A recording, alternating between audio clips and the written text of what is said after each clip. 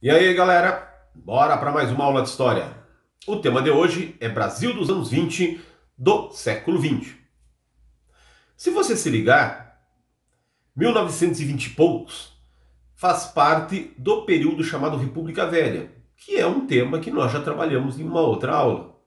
Então você pode se perguntar, por que eu não trabalhei este momento naquela aula? Porque para vocês conseguirem entender o conjunto de transformações que aconteceram no Brasil nesse período que nós chamamos de anos 20, era necessário que vocês compreendessem todas as transformações que aconteceram no mundo no início do século 20, tendo como pano de fundo, principalmente, a Primeira Guerra Mundial e a Revolução Russa. Se vocês lembram, né, esses dois momentos, eles impactaram de certa forma o mundo, que ele não era mais o mesmo, né, lá em 1918, quando terminava a Primeira Guerra Mundial e basicamente iniciava na Rússia a chamada Revolução Russa. Quer dizer, se essas transformações impactaram o mundo, é óbvio que elas trouxeram reflexos aqui para o Brasil. E é nesse sentido, então, que nós veremos que reflexos foram esses, que transformações foram essas que o Brasil dos anos 20 acabaram, então, transformando, pelo menos em partes, a realidade do nosso país.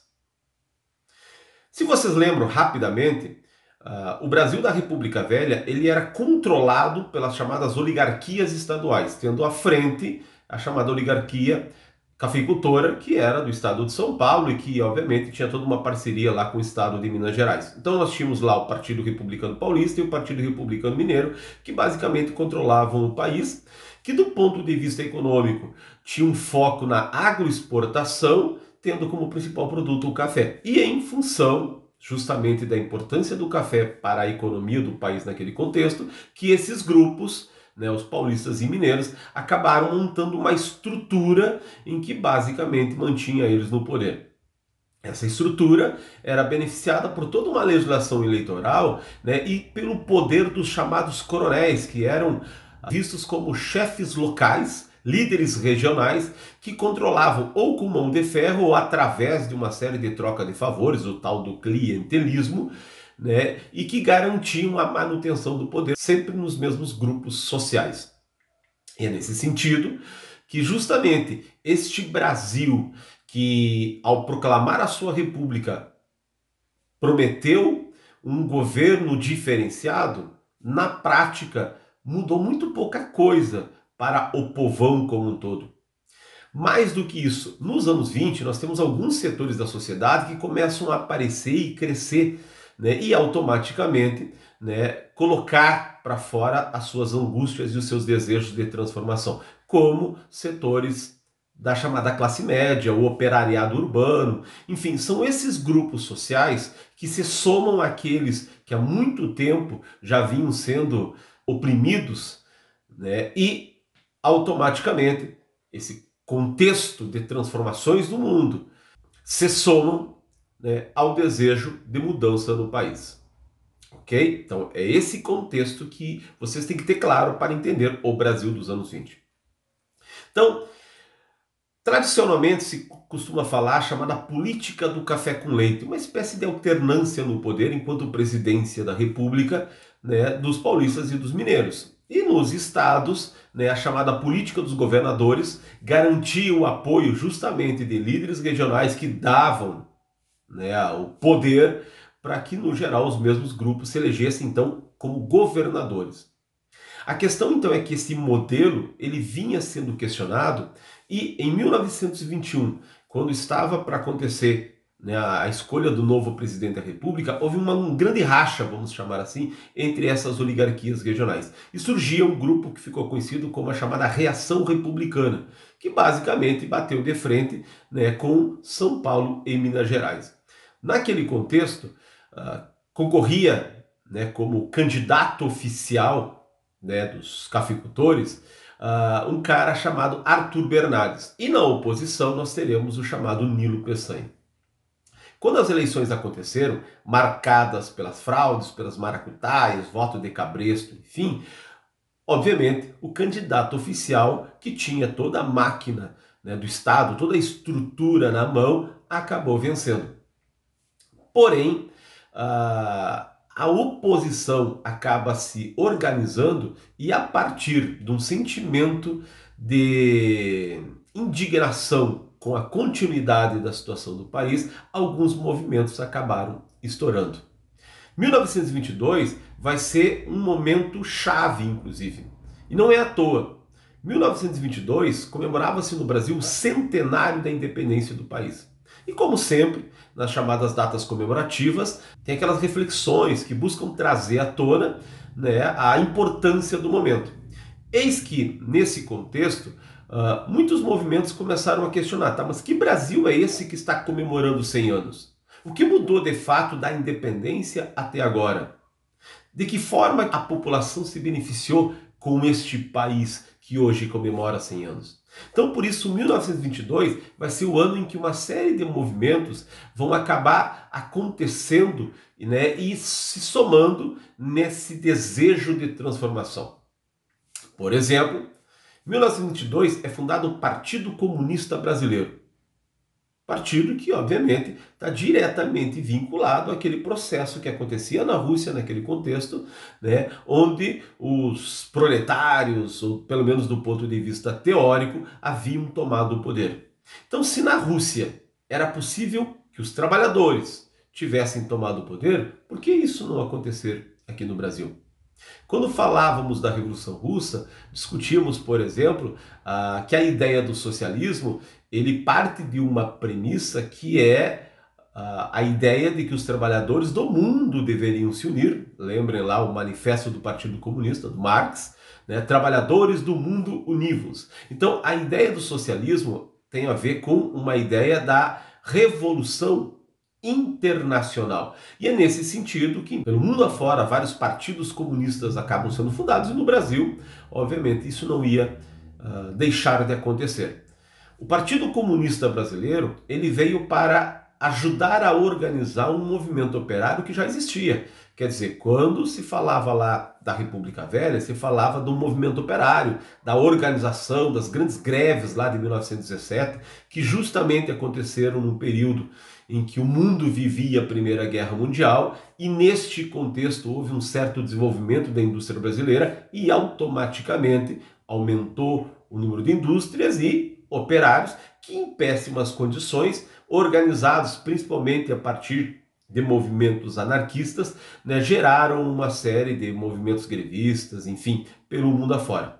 Nos anos 20, o Partido Comunista veio tomar a frente da organização destes movimentos, né? Se o anarquismo prega uma destruição de Estado, o socialismo ele parte do princípio que os trabalhadores devem tomar a estrutura do Estado, para a partir dele, então, construir uma sociedade mais igualitária, quer dizer, as diferenças sociais vão diminuir a partir do momento em que a estrutura do Estado trabalhar a partir do interesse dos trabalhadores. Então é esta lógica que vem por trás, né, da fundação do Partido Comunista Brasileiro e automaticamente, né, da organização do movimento operário no Brasil, que durante os anos 20 vai crescer com bastante força, apesar da grande repressão que vai acontecer por parte dos governos, tanto que o próprio Partido Comunista acaba sendo colocado na ilegalidade várias vezes durante esse período.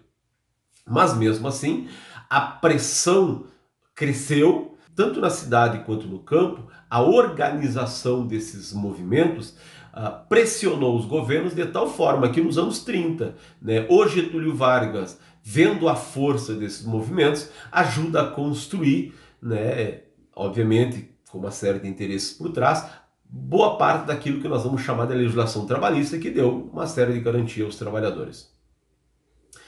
1922 também foi o momento em que no mundo a chamada arte moderna ganhava espaço. E no Brasil nós teremos, no início do ano, a chamada Semana da Arte Moderna. O que foi isso? Na verdade foi um conjunto de exposições que aconteceram no Museu da Arte de São Paulo, onde pintores, escritores, escultores, músicos expuseram suas obras, né, influenciados pelo chamado movimento modernista.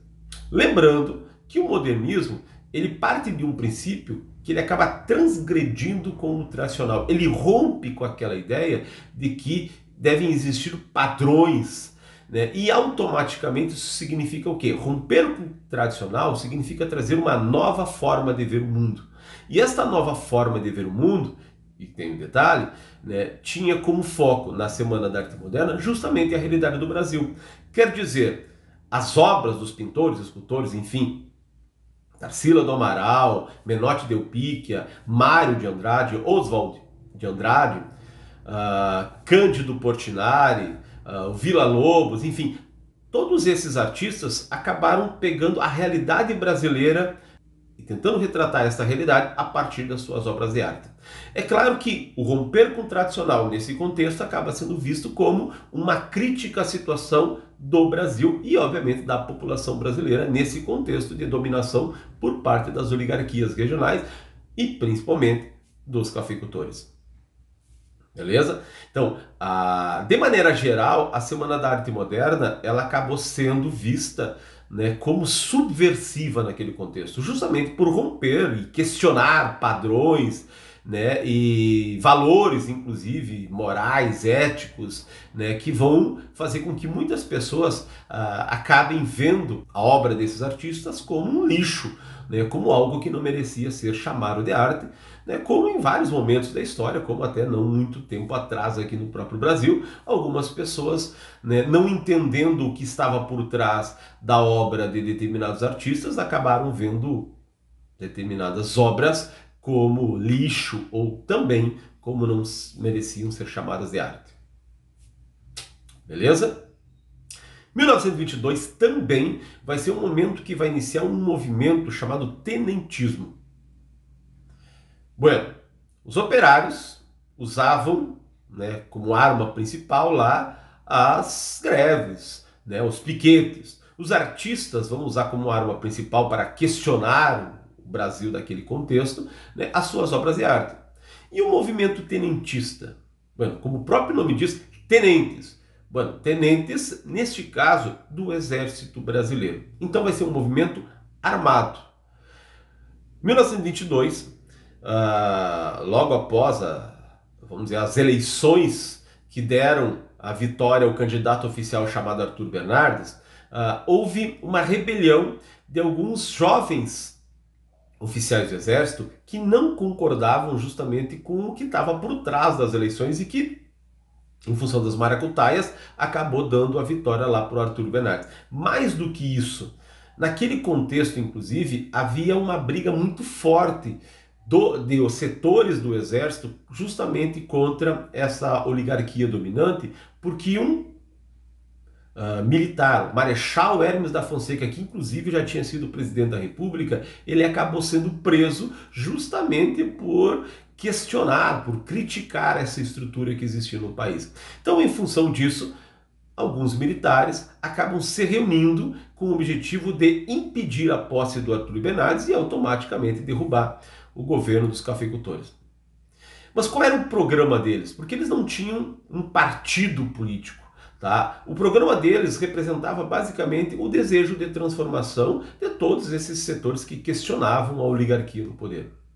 O que eles queriam? Primeiro, moralização na política, quer dizer, fim da corrupção, falamos em corrupção hoje, mas naquela época a coisa era bem mais feia. As maracutaias eleitorais, né, queriam a instituição do voto secreto. Lembrem que o voto aberto era o que possibilitava, no geral, lá o coronel a controlar as pessoas e exercer o tal do voto de cabresto. Queria uma diversificação da economia, quer dizer, um país que fica focado somente num setor, naquele caso, agricultura, agroexportação, e principalmente em um só produto que era o café, ele fica muito vulnerável a determinadas crises econômicas, que já vinham inclusive acontecido e que vão acabar prejudicando ainda mais o país com a chamada crise de 29, que nós falaremos daqui a pouco. Então, de maneira geral, esse movimento ele não tinha um grupo político em si, mas ele acabava juntando uma série de insatisfações da população. E por que os tenentes? Bueno, para quem conhece um pouquinho da hierarquia militar, nós temos, de maneira muito simples, dentro do Exército Brasileiro, o que nós chamamos dos oficiais e dos graduados, certo? Entre os oficiais, nós temos a figura dos tenentes como uma das principais, porque ele é um dos oficiais que está diretamente vinculado com o processo de formação do soldado. O cara que é tenente, ou no geral, né, para entrar como tenente dentro da estrutura do Exército Brasileiro, você vai para uma academia militar. Então, no geral, né, os tenentes são jovens, né, porque fazem academia militar, né, muito jovens. Então, com 20 e poucos anos, eles já estão dentro da hierarquia militar, né, numa posição privilegiada e com um certo poder. Mais do que isso, no contexto dos anos 20, onde boa parte da população era analfabeta, o cara que saía de uma academia militar, ele tinha aquilo que nós vamos dizer equivalente a uma universidade. Então ele é um cara que tem acesso a um conhecimento. Mais do que isso, algumas academias militares, principalmente a chamada Academia Militar da Praia Vermelha, elas traziam aos seus alunos, né, uma visão um pouco mais crítica da realidade brasileira. Então, junta isto com o contexto, né, lá do Marechal Hermes da Fonseca sendo preso. Tem um episódio chamado As Cartas Falsas, que, como o nome diz, vai se descobrir que eram falsas, mas que o próprio se colocava que o Arthur Bernardes tinha também falado mal do Hermes da Fonseca. Então junta isso. E aí jovens oficiais acabam juntando algumas tropas justamente com o objetivo de detonar com o governo. Então, dia 5 de julho de 1922, a ideia era que no Rio de Janeiro, capital do Brasil daquele momento, né, os principais quartéis se rebelassem e acabassem tomando o poder, tomando conta do palácio do governo e derrubando o presidente daquele momento. Porém, na hora do vamos ver, né, quando o movimento estourou de fato, basicamente um quartel, o movimento acabou acontecendo de fato, que é o chamado Forte de Copacabana. Por isso que para muitos esse episódio de 1922 é conhecido como a Revolta do Forte de Copacabana, ou mais, a Revolta dos 18 do Forte. Por que 18? Porque na hora do vamos ver, né, a galera decidiu, não, nós vamos sair aqui do quartel e vamos até o Palácio do Governo e vamos derrubar, na porrada. Só que, ao longo do caminho, uma galera foi desistindo, foi desertando, e aí acabaram sobrando somente 18 soldados. No meio do caminho, se junta um civil, né? Um cara tava lá, praia de Copacabana, enfim, viu aqueles milico zanzando lá com os fuzil. Onde é que vocês estão indo? Derrubar o governo. Dá um aí que eu também vou junto. Adivinha da onde que era o índio velho bagual? Rio Grande do Sul, cara da fronteira, Quaraí. Pois é, este cara pega num fuzil e bora lá, sou Galdério, sou gaúcho e vamos detonar com esses caras. Resumão da história. Desses 19 carinha, sobraram 2. O gaúcho morreu. Pois é, conseguiram o que queria? Não. Mas surgia naquele contexto o chamado mito do tenentismo. Eles acabam sendo vistos como os salvadores da pátria. Aqueles que podiam, os únicos que podiam naquele contexto, salvar o país. Acontece que o movimento tenentista ele pode ser visto, de certa forma, como um movimento elitista. Não porque ele defendesse a elite, até porque ele falava em nome do povo e da classe média, mas porque os militares diziam, não, nós não queremos o povo na rua, nós queremos nós tomarmos o poder. Então, deixa quieto, fica aí, povão, nós sabemos o que estamos fazendo e nós tomaremos o poder. Bueno, esse movimento não deu certo, mas junta todas essas insatisfações, quer dizer, ganhava cada vez mais força uma oposição no Brasil. 2 anos depois, 1924, acontece a chamada Revolução de 24. Exatamente no dia 5 de julho de 1924, para relembrar o movimento de 22, aconteceram de novo algumas revoltas por parte dos tenentes. Agora, em vários estados, né? Mas o estado que acabou tendo mais força no primeiro momento foi o estado de São Paulo. Tanto que o governo não conseguiu sufocar esta rebelião num primeiro momento. Somando a esta galera lá de São Paulo, começou um movimento aqui no Rio Grande do Sul, liderado, e aí não por um tenente, mas por um capitão, capitão de engenharia Luiz Carlos Prestes, ele lidera um movimento aqui no estado. E o que significa isso? Ele junta uma galera, junta alguns soldados, né, também com o objetivo de derrubar o governo federal. Aqui no Rio Grande do Sul, eles acabam sendo perseguidos e acabam se juntando com o pessoal que tinha organizado a revolução lá em São Paulo. E aí, a união da chamada Coluna Paulista com a chamada Coluna Gaúcha gerou aquilo que ficou conhecido como a Coluna Prestes. O que foi esta Coluna Prestes? Acontece que, no caso lá, o Luiz Carlos Prestes, por ter a maior patente, inclusive naquele contexto, ele acaba sendo colocado como líder, como comandante dessas tropas, aí, aproximadamente 1.500 soldados. É claro que era possível com que esta tropa tomasse o poder naquele contexto? Difícil, obviamente, porque toda a estrutura oficial do Exército, das Forças Armadas naquele contexto, acabavam sendo fiéis ao governo federal daquele contexto, já, né, com a posse, inclusive, do Arthur Bernardes. Mas, ao longo de 2 anos, entre 1925 e 27, a chamada Coluna Prestes percorreu cerca de 25 mil quilômetros pelo Brasil afora, com o objetivo final, é claro, de chegar até o Rio de Janeiro e tomar o poder, mas é claro, também, como não se tinha força suficiente para bater de frente com a estrutura que naquele contexto defendia o governo, a Coluna Prestes, ela caminhou, ela percorreu esses 25 mil quilômetros basicamente pelo interior do país, aquilo que nós vamos chamar de região centro-oeste, foi até o Nordeste. O objetivo era subir até o Nordeste e descer até a região Sudeste e aí tomar o poder, né? Mas sempre tentando evitar os confrontos diretos. Tanto que se criou uma série de histórias de que a chamada Coluna Prestes nunca foi derrotada em combate. E tá certo? Até porque nunca houve um grande combate, né? A tática deles era chamada tática de guerrilha, ataca e foge, né?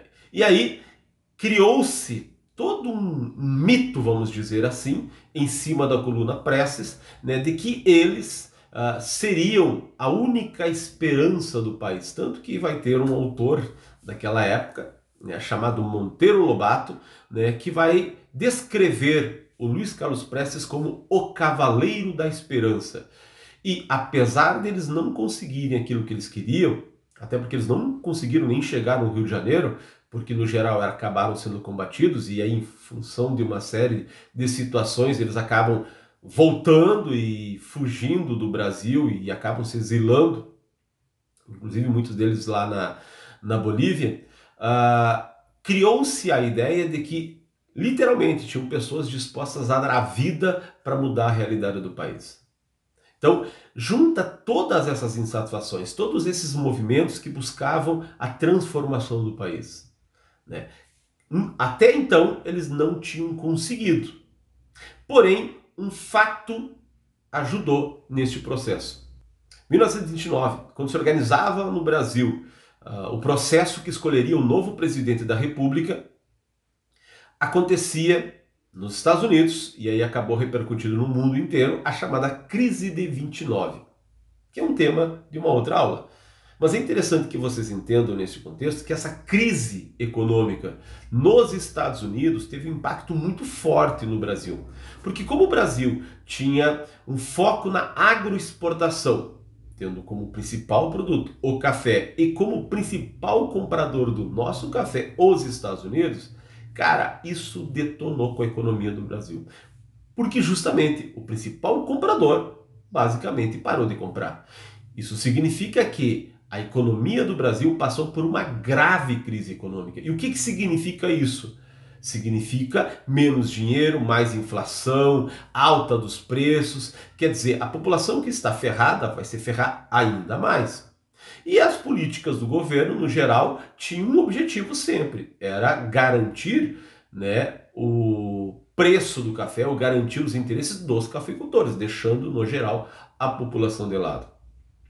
Então, nesse contexto de escolha do novo presidente, acabou inclusive impactando naquela relação que existia entre São Paulo e Minas Gerais, a tal da política do café com leite. Porque, segundo a tradição, né, naquele momento, né, se deveria indicar um candidato mineiro. para a presidência do Brasil como candidato oficial. Até porque o presidente naquele contexto era um cara chamado Washington Luiz e ele era paulista. Porém, se colocou naquele contexto que somente um paulista conseguiria conduzir o Brasil neste período de crise. Então houve um rompimento do Partido Republicano Paulista com o Partido Republicano Mineiro. Paralelo a isso, fortalecia a ideia de uma oposição, né, a este candidato oficial e surgia, né, o Getúlio Vargas, naquele contexto, governador, presidente aqui de estado, que equivale a governador do estado do Rio Grande do Sul. Ele aparece então como líder, né, de um grupo que ficou conhecido como a Aliança Liberal, que basicamente pegava Getúlio Vargas como cabeça, a presidente aqui do Rio Grande do Sul, João Pessoa como vice lá da Paraíba, e os mineiros que romperam, né, com os paulistas acabam se somando. E aí surgia então, como eu dizia para vocês, a chamada Aliança Liberal, um grupo político com certo peso que tentou naquele contexto, nas urnas, derrubar os paulistas. Agora, é claro, já que toda a estrutura era controlada, né, pelos grupos oficiais, no voto não se conseguiu vencer e Júlio Prestes, candidato oficial lá dos cafeicultores, acabou se elegendo como presidente do Brasil. Mas, eis que, se vocês lembram, lá na Primeira Guerra Mundial, nós tivemos um fato que detonou, que é considerado aquilo que detona o estopim da Primeira Guerra Mundial. Pois é, acontece que neste momento, né, a Aliança Liberal, inclusive, já estava até meio, né, aceitou lá a sua derrota, né, tem algumas charges da época que mostravam lá o Getúlio Vargas enfiando a viola no saco, que significa o quê? Desistiu, tô indo embora para casa. Alguns carinhas da Aliança Liberal, inclusive, já estavam se aproximando dos paulistas para conseguir carguinha, aquilo que no geral acontece, mas a insatisfação que existia era muito grande pela derrota, e inclusive pelas maracutaias que aconteceram durante as eleições. Mas então, neste contexto, o candidato a vice do Getúlio Vargas, o João Pessoa, ele acaba sendo assassinado. O assassinato dele não teve nada a ver com esse contexto das disputas eleitorais. Foram por questões pessoais, né? O João Pessoa, né, era um figurão lá na Paraíba e ele acabou arranjando uma série de inimigos políticos. E um desses inimigos políticos encontrou um dia o João Pessoa e matou ele. E por questões inclusive passionais, porque o João Pessoa tinha divulgado cartas da amante desse cara, enfim, doideira. Então, questões passionais, questões pessoais levaram à morte de João Pessoa.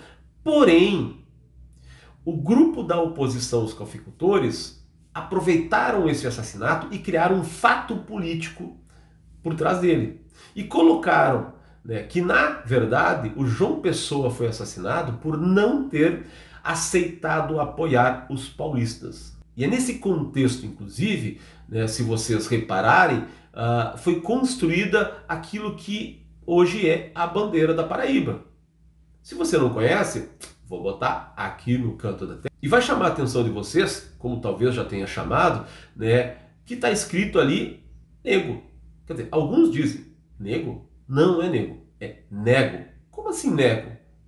Então, o fato político que se construiu diz o seguinte: quando São Paulo veio pedir o apoio para João Pessoa, né, o seu candidato oficial, o João Pessoa disse nego. Por quê? Porque eu estou com Getúlio Vargas. E em função disso, ele foi assassinado. Então, por isso, inclusive, vocês veem, né, o preto da bandeira, do luto, e o vermelho do sangue derramado. Tanto que a própria capital da Paraíba ficou conhecida como João Pessoa. Então, criou-se um fato político e este fato aumentou a pressão, né, e gerou uma revolução, um movimento revolucionário, um movimento armado, liderado nesse contexto pelo próprio Getúlio Vargas, que já tinha enfiado a viola no saco, mas que é alçado a líder deste movimento, que inclusive saíram aqui do Rio Grande do Sul, né, tropas armadas para irem até o Rio de Janeiro. De outros estados isso aconteceu também, mas chama a atenção o grupo que saiu aqui do Rio Grande do Sul e que chegou no Rio de Janeiro e que juntos acabaram tomando o poder. Sim, foram lá no Palácio do Governo, cercaram o palácio e disseram para o Washington Luiz: ou você sai por bem, ou você sai por mal. Para evitar uma tragédia, ele saiu por bem. Isso significa o quê? Um golpe de Estado. Esse golpe de Estado ficou conhecido como a Revolução de 30. Então, a chamada Revolução de 30 é considerada, né, a queda, né, daquela estrutura que tomava conta do Brasil basicamente desde a proclamação da República. Então, para muitos, se coloca como o fim da política do café com leite e o fim do poder das oligarquias regionais. Até porque o governo do Vargas vai trazer novas características, vai trazer algumas transformações que inclusive vão gerar um novo momento da história do Brasil, que inclusive vai ficar conhecido como a Era Vargas, que tem algumas características muito específicas. Agora, é claro, e veremos isso na nossa aula sobre o governo Vargas, que as transformações não foram tão grandes assim. Mas mesmo assim, buscou-se romper com um modelo que vinha até então, tanto do ponto de vista político quanto do ponto de vista econômico, e que, obviamente, geraram algumas transformações na sociedade brasileira. Beleza? Tá? Então, quer dizer, os anos 20, eles foram marcados por um conjunto, né, de movimentos que buscavam a transformação do país e que, de um certo jeito, acabaram tendo sucesso ao se somarem nesse movimento que acabou ficando conhecido como a Revolução de 30 e o fim do poder dos cafeicultores. Beleza? Ficamos por aqui hoje, né? E nas nossas próximas aulas nós falaremos de outros movimentos que aconteceram também dentro desse contexto, né? Como a própria crise de 29, a ascensão dos chamados movimentos fascistas, do nazismo, que eles também vão impactar no mundo e principalmente no Brasil dos anos 30. Mas isso é tema para uma outra aula. Hasta la vista, babies! Voltaremos!